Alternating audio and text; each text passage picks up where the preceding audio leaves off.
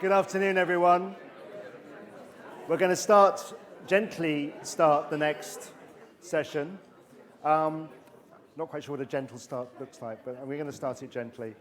And my name is Peter Molyneux. I am the chair of a mental health organisation within the English NHS. I'm the co-chair of the LGBTQ plus Leaders Network in the NHS, and I'm the England liaison for IIMHL, and it's my job to introduce this session this afternoon.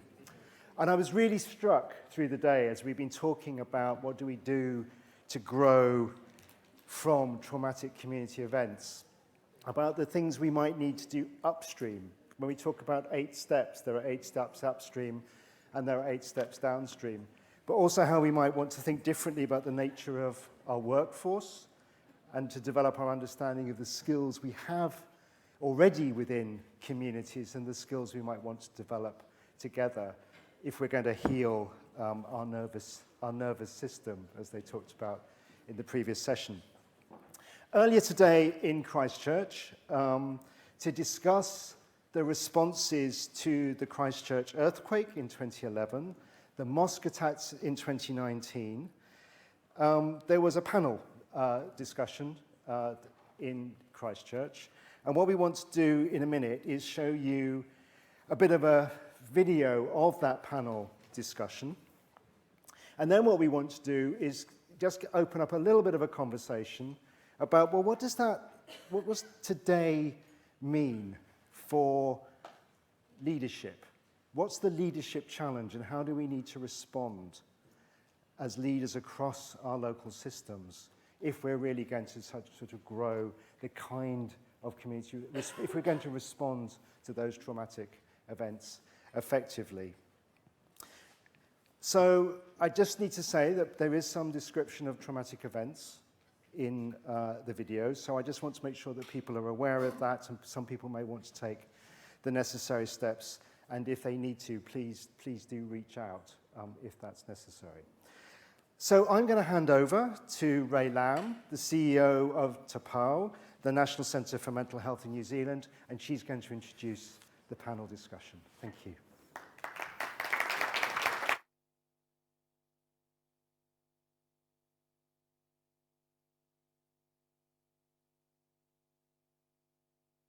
So you will have picked up by now that the theme for our hui over the next 2 days is valuing inclusion, resilience and growth. And with me on the stage we have a fantastic panel of people, all leaders in their own right, with a very diverse range of experiences and perspective relevant to this. The reason, as was alluded to, the reason we're here in Otatahi, Christchurch, is pretty apparent, I think, even though it's now a few years on from when we first planned to meet here. It's still very much a place that is going through a lot of regrowth, and I'm sure that resilience and inclusion have been very central to some of that. Certainly people here, I think, know as much as anybody about what it is to live through traumatic events. 3 of our panel, Dean, Ruth and Carolyn, all hail from Christchurch and have first-hand experience of events such as the earthquakes and the mosque attack, as well as leading and supporting others through and since these events. And Manasi and Tom are leaders too, and they've supported and led their communities both here and in Australia through COVID, and in Manasi's case, the recent Tongan volcanic eruption. So let me introduce them just a little. So Dean whakapapas to Ngāti Porou and Ngāti Hei. He's held a number of national lived experience mental health and addiction roles and is currently the Māori lived experience advisor for Te Aka Whaiora. He was a member of the National Mental Health and Addiction Inquiry team that produced Te Awa Oranga. So please welcome Dean to the stage.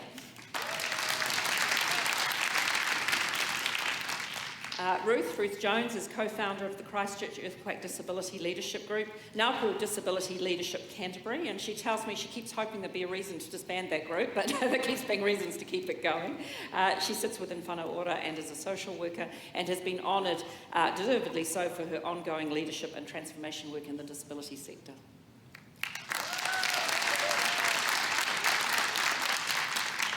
Carolyn is a psychiatrist and associate professor with expertise in anxiety disorders and disaster recovery, having led planning and implementation of the psychosocial responses after the 2012 earthquakes and the 2019 mosque attacks, and still continues to be involved in research with some of those people affected by the mosque attacks. Carolyn.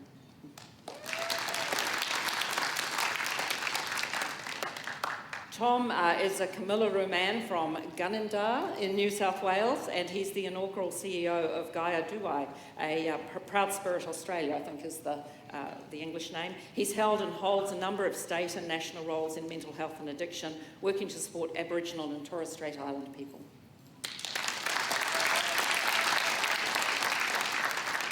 And last but by no means least, I'm proud to introduce Manasi, because he works for me. Manasi is proudly Tongan with the chiefly title of Pakalau. He's led efforts to mobilise his community here in New Zealand to get vaccinated during the COVID pandemic, and he continues to lead local efforts to respond to the Tongan Tongan eruption.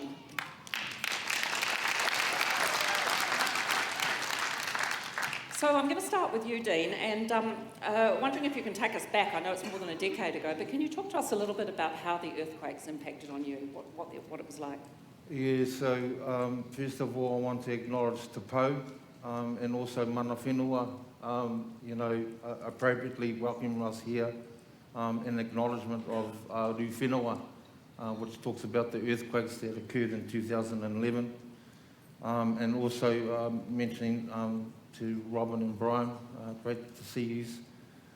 And thank you to International Initiative for Mental Health Leadership for acknowledging the Christchurch earthquakes on Tuesday, 22nd February 2011 at 12:51. People's lives changed forever.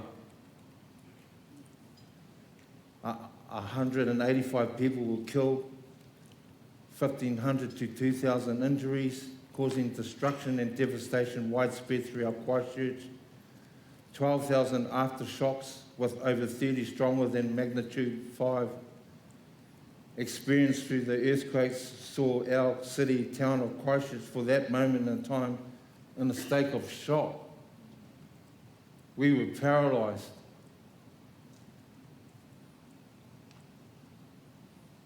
It was gridlock. It was chaos. I saw death because I had to make my way home from where I was at a netball venue, where I saw poles going from left to right, hitting the ground, and the netball ground looked like a wave. So when you see that, you think, you are paralysed. You are in this place of fear, and you're stricken with fear, and you're scared. And so these are real emotions that I don't want to talk about me, I want to talk about we, as the people of Otatahi who had to endure and live that. And adjacent to that, seeing injury, seeing people screaming from the top of their buildings because they had no way of getting out, they were trapped. Liquefaction, I've never seen bubbling water before, whilst trying to get to family, because of the very fact that cars couldn't move anymore. So I ran and I ran. And then adjacent to that was trying to get to the family and seeing those things where people were lying on the ground with cloths on there, the chaos, the screaming. And you no wonder why people were frightened and anxious and hypervigilant and had disturbed sleeping patterns, because that's exactly what it was. Because of the worry and fear that strickens you and actually just grabs you. You can't sleep. It's impossible. If anything, it's broken. But there was significant damage to the house and context I was living in. And I ended up living in the garage, no power, no radio. But yet, Naho Wha, which is a marae, gave me a key so I could use their shells and kai. By then, my father and family had left. I had 2 autistic children. They needed their dad. I had a partner, and they left. And they moved away to Picton. Do you know what that's like? It's like a detachment trauma. And so I go back into my cave because that's what it felt like. And then within that, I carried on with my mahi aroha to the people within mental health and addictions, because I work for Canterbury District Health Board. So we got out that register of all our whānau who had mental health and addiction problems, and we went and seen each of them. And you thought I was bad? That's nothing. What I saw when I entered into some of those houses was broken sewage pipes, no TV, no radio, no transmission, nothing. These are people who are debilitated by things like panic attacks, anxieties, mental health, addictions, health and disabilities. Those are all the marginalised groups. But we went out to them. It shocked me.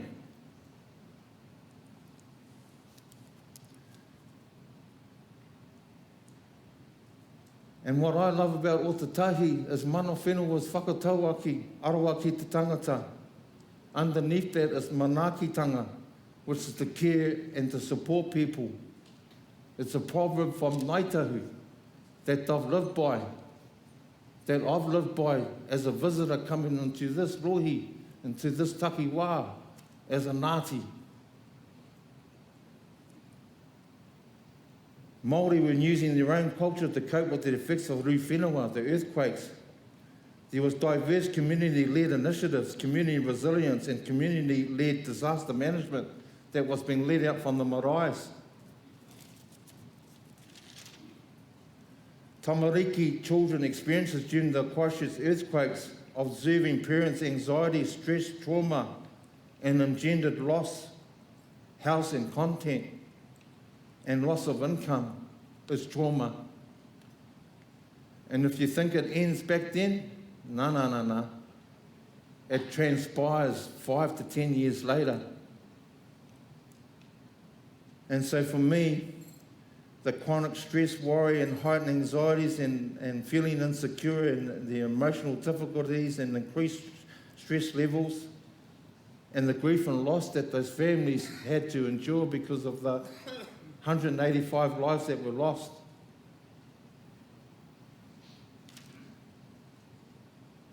And I've got to say, and I'm going to leave it at that, because I want to actually touch on humanity and actually what I saw. And humanity looks like this, and this is what I observed and seen. Who are we as human beings if we ignore the suffering of others? So what I saw in people's plight to help others, when they were suffering, they were helping people that were actually worse off. We rise by lifting the others in need of help and support. Kindness is the best form of humanity. And so I saw iwi tribes, North Island ones, travel down to Christchurch to provide help and support to registered Māori on their list. Many Māori of Christchurch do not whakapapa back to the local maraes. Marae were open and supported with essential supplies and resourcing from Ngaitahu, Māori organisations, Māori wardens, Māori Women's Welfare League, Māori response to community disaster management, Māori cultural approaches and responsiveness, whānau ora workers, Māori disaster resilience, because that's what we end up being. Does absorbing the worst effects of a disaster exhibit some degree of resilience? We need to ask that question of ourselves. And Māori are using their own culture to cope with the effects of rū whenua. And what I saw lastly was diverse community-led initiatives, community resilience, that brought us back here today. And I wanted you to feel and sense what that was like for a lot of us as the people within Otatahi Christchurch. Got it, Dean. Ruth, your own experience. Kia ora koutou, ngā mihi matua. He horori ki te rori ki te atua. He mai ngā rongo ki te whenua. He whakaro pai ki ngā tangata katoa. Tēnā koutou. He uri ahau no ngā tiparau. Me rongo whakata. Kia ora. light that up so it doesn't play. So I think, look, I really honour your kupu matua. I'm here because I'm here in this space, I suppose, in the wairua that I'm in, because my husband Gary and I were lucky to be at home. And probably the initial things we thought of were our staff. And that's a bit of a selfish thing, because we know that if we look, it's a bit like the manaakitanga thing, if we look after the people that support us, they will continue to support us. So our home wasn't affected, but being in Papa Nui, which is a wee way out of town, we didn't know what was happening. I really want to honour the mumai that was impacted in the earthquakes. Like Dean said, I'm aware too, and I say this with love and respect. My husband is a cool man. A lot of you may know Gary. Before his time with national and international disability stuff, he created the software that measures earthquakes. So so I'm a huge Gary for that, and hopefully we won't get another earthquake that can measure significantly. But he did create GeoNet, so he is he's very conscious that's his wee contribution to knowing where we are at. But no, we certainly thought of our support staff, and we certainly wanted to give back. But on the day, look, we didn't know what was happening because we were safe in our whare and we're conscious about the other people that need to get us up the next morning. It's that simple, I think. So I'll leave it at that. But knowing, I suppose, even from those first few weeks, that we needed to stand up and make sure that there was a disability voice in the recovery and rebuild of Christchurch. I think of a man, Karim, who is a disabled leader in Christchurch, and him walking home from the DPA office, Disabled Persons Assembly office, and being no longer in office. Yeah. So I knew that we needed to collect together really soon, which we did. Kia ora. You've both alluded to the importance of Māori values, whanangatanga, and also, Dean's alluded to that it helped to help others, who were worse off than you, and also the iwi, the community response, and even from people in the North Island, from far away. Are there other things that stand out to you that really helped in terms of the getting past it and moving on, the recovery side, the resilience part of it? Can I say something Ruth? really quickly? Yeah. I'm asking you anyway. Oh, kia ora. Look, I think disabled, so if I stick to my lane, I know that disabled people are resilient. And I know that because we've just had the inquiry into abuse and care, and I know that we survived that. So I think I know that we're resilient. I know that we're at risk, but I know how flexible and adaptable we are as a community. And I think that if we are enabled to be together, and virtually or whatever, and enabled to be our true selves, I think that we can in turn support others. So I knew all along that disabled people were resilient, and I think that's what drew us forward into creating a different space for us. But yeah, I think the innate belief in manaakitanga, what I saw with Ngāi Tahu, what I saw with Mātāwaka, what I saw with disabled people.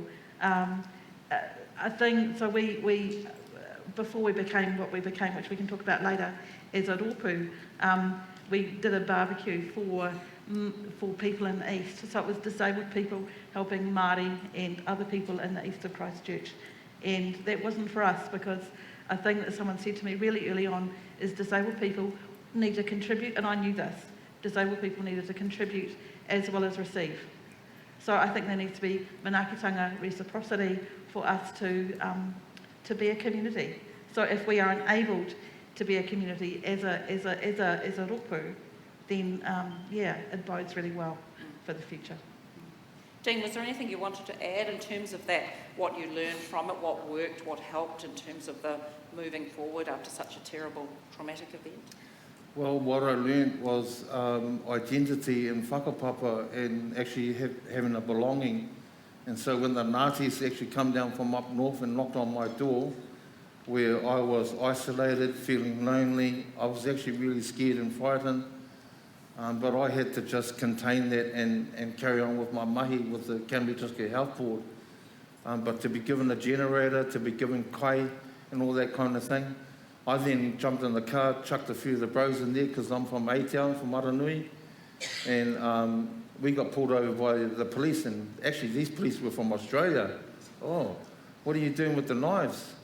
What's these bags in that for? So simply it was because I was going to go out and get some watercress.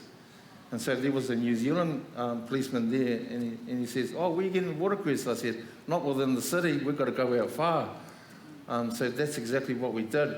And the resilience for me, when we talk about that, you simply don't feel that resilience or even can comprehend resilience when a natural disaster occurs and the impacts of that are rippling and far and wide. Resilience comes later, and you see the resilience in people who feel that they are less fortunate to people that are actually worse off, and so they go to their aid and their support. Carolyn, when I spoke to you ahead of this korero, you talked to me. You said to me that sometime immediately after Christchurch and in the time that followed, there were some people for whom they didn't like the word resilience. Can you talk a bit about that? Yeah, I think we kept hearing, "Oh, Canterbury's so resilient," and it felt like we were being given a sort of stamp on our forehead, like you're doing really well, just carry on. And it wasn't like that, and it actually, well, personally, I found that really difficult because resilience isn't a thing that you have and it's sort of stuck on your head, like you are resilient or you aren't resilient. You know, we go back and forth from that. We have different challenges that we face and how we respond to that, and different ways and tools that we use, much of which Dean and Ruth have sort of touched on, you know, like finding meaning in what we're doing. Like lots of people felt they really wanted to help other people and contribute, and it actually is a really helpful thing to do. I know personally it's kind of what kept me going. It was all feeling so chaotic and mad, but you know, to carry on going to work and having that structure and feel that you're helping is really useful. And we know that finding meaning after events like this and helping people, as Dean was saying, you know, the value of kindness and the connection that you feel with other people. And look, in research terms, they talk about after disasters, there's a sense of honeymoon period or community cohesion where people do feel more connected than they've ever felt before. You could ask absolutely anything of anyone and you would help, and they would help you, just like we've been hearing about. And it was an amazing feeling in the midst of all this horror and chaos and ongoing fear that you could reach out to anyone and feel that they would help you. So it was a really, you know, horrible, but at the same time, you know, much more connected way of being than is in normal times. And I think some of the challenges have been to try and maintain that.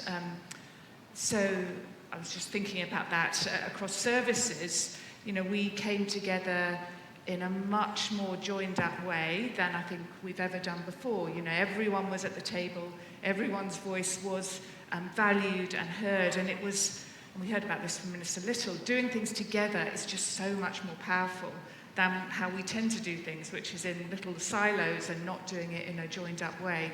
So there are many learnings from it, but I mean, I think all of us would say it's probably some of the hardest work we've done, but some of the most valuable and the privilege to have done that work as well. Have you seen similar lessons, I guess, similar things that we can take from the work that you're doing and the people you're working with who've been involved with or touched by the mosque attacks? Yeah, I mean, there are similarities with disasters, but there are also some unique differences. So some of the similarities are, you know, those acute responses, like Dean talked about and Ruth, that sense of shock and fear that you're living in, which goes on for a long time. This isn't an event that then stops. I mean, after the earthquakes, there were, you know, the multiple aftershocks over 2 years, where every time there was an aftershock, it felt like it was about to happen again. So you're getting constant reminders. But in addition, and again, Dean and Ruth have touched on this, the secondary things that happen, with people having no homes, no food. After the mosque attacks, it would be financial issues, immigration issues. They all layer on top of each other. And they're called the secondary stressors of traumatic events. And for many people, they become almost as big as the event itself. And so there are differences in what those secondary stressors might be. So for the mosque attacks, they've been different from after the earthquakes.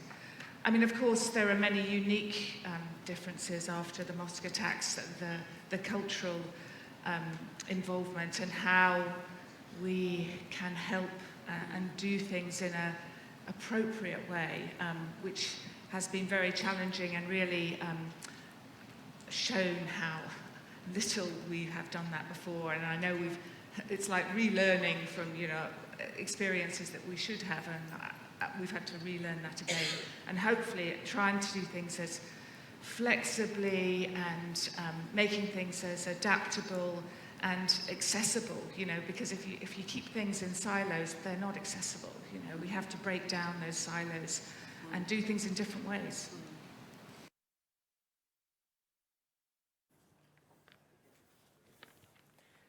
So there you have the experience from Christchurch, and that's from a panel session that was held in Christchurch earlier today. What we wanted to do was to capture some thoughts around what you think the leadership challenge is and what kind of leadership we need for resilience and growth. For those of you that are more comfortable using the Hoover app, there's an opportunity to contribute through the Hoover app, but we did just want to capture some responses to that and some thoughts about that question just before the next session this afternoon. So if you have got any thoughts or comments, it would be good to, if people could indicate, please. One in the middle at the back there.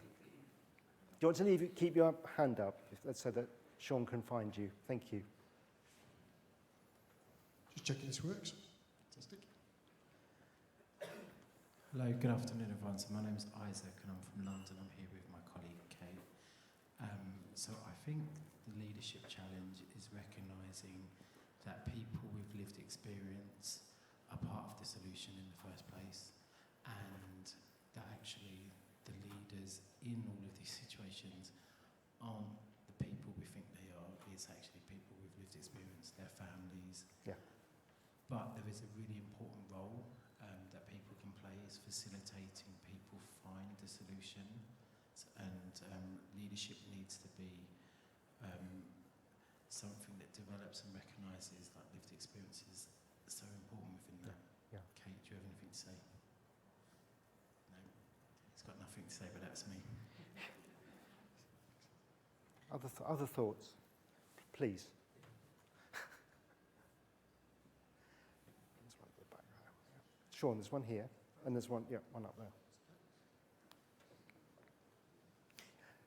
We'll take the one at the back first, please. Okay, I'm sorry. This is a very moving conversation, and I was attending the iCircle match where we spoke about the similar things. What was very strong is that it's a very generous, volunteering kind of leadership we're talking about. We're probably not, both of the people, or the three of them, are talking about leadership as a process between people. And I think that's a very, very sort of learning experience here, where it is not a strong man, which is often portrayed. It's actually between us that we can sort of lead together. Yeah. I think that's very important to bring forward around how we understand leadership. Thank you. Please, there's one here. Yeah, thank you. I think the leadership challenge is about, I suppose, from my perspective and from perspective of communities who have experienced disasters, helping the community to have some meaning of that, and to how to bring change for within the community, and how to support communities. I think that is the challenge, and that is very challenging, because a lot of members from communities at times have been the victims or, of different things, and to try and kind of bring that learning into the community and kind of create spaces for the community, find a way of moving beyond that and bringing solutions. I think that's the leadership challenge, certainly for me. Yes. So it's like a servant leader, facilitative leader role. Yeah. There you go. Hi, yeah. I'm just very curious about the responses that we give to people when dealing with trauma, and I think the COVID experience that we had 2 years ago, and the conversations that we're having on climate change and the effect that they're having on our young people. I'd love to see leadership going in the direction of research around the responses people have to traumatic events, whether it be fear around climate change, whether it be fear around picking up the COVID virus. And I'm very touched by the lady on the video when she called it a honeymoon response, or a honeymoon period rather, that we have when trauma appears in people's lives, whether it was in Christchurch, but also when somebody, I suppose, presents with psychosis or any kind of distress, that there is a honeymoon period where we all gather around them, but what happens then? So whether it's a psychiatrist gathering around them with medication or more community-focused approaches gathering around them, there's a honeymoon period, but I think leadership, I would like it to see a more kind of long-term and sustainable kind of support approach. Yeah. And that came through in that video and from the discussion about Manchester earlier, didn't it? That long period. Thank you. Final couple of comments. Sorry, just a quick word about creating resilience before trauma and creating resilient communities and addressing all the issues that become massive post-trauma, whether it's well-being, health, education, housing, infrastructure, but to raise our baseline and not just respond then to those affected by trauma, but to show leadership now before, hopefully, none of us experience it, but knowing the world we live in, some of us will. Yeah. Thank you. Thank you. Any final thoughts or comments? No? Oh, one final. Yes, please. Okay, I've not particularly thought this through, but I think what people require in terms of leadership changes as the experience of trauma or whatever it is evolves. So the leadership has to be flexible. Yeah. And I think something that's really important is when people are struggling is to be alongside them and to do some very practical stuff. So I'm thinking about a friend who's struggling at the moment, and she's just got people delivering her a hot meal every day, which is helping her get through a really tough time. And people just being open to listening from the heart and listening to understand, and that just continuing. And my own experience of COVID in England wasn't that dreadful, really. But one thing I noticed was that my local authority did not once pick up the phone or contact me and ask me how we were. And I have a daughter who's learning disabled and is autistic. And my husband actually had to deal with cancer throughout COVID. And we've been known to social services for 30 years, but not once did any of them pick up the phone and ask me how we were. Yeah. So that was really, really helpful. I think lots of things there about what can we do before we need a traumatic event, what can we do to build community resilience, how much can we acknowledge the expertise that is within communities and develop that leadership potential there, and also how do we make sure that we're thinking about the different leadership challenges as traumatic events play out, for want of a better word. So we've been repeating this exercise across the 3 hubs. We would very much encourage people who want to contribute through the chat function on the Hoover app, and then we'll be pulling some of these thoughts together as part of the response from today. But I now need to hand over to the next session, because that needs to start on time. While we're doing that transition, can I please encourage those of you that haven't signed up for workshops tomorrow, if you could sign up, please, because it helps us to allocate the rooms. So that's my bit of housekeeping. Can I thank you all very much for your attention for the video. I thought the video was incredibly powerful, and thank you for your participation this afternoon. Thank you.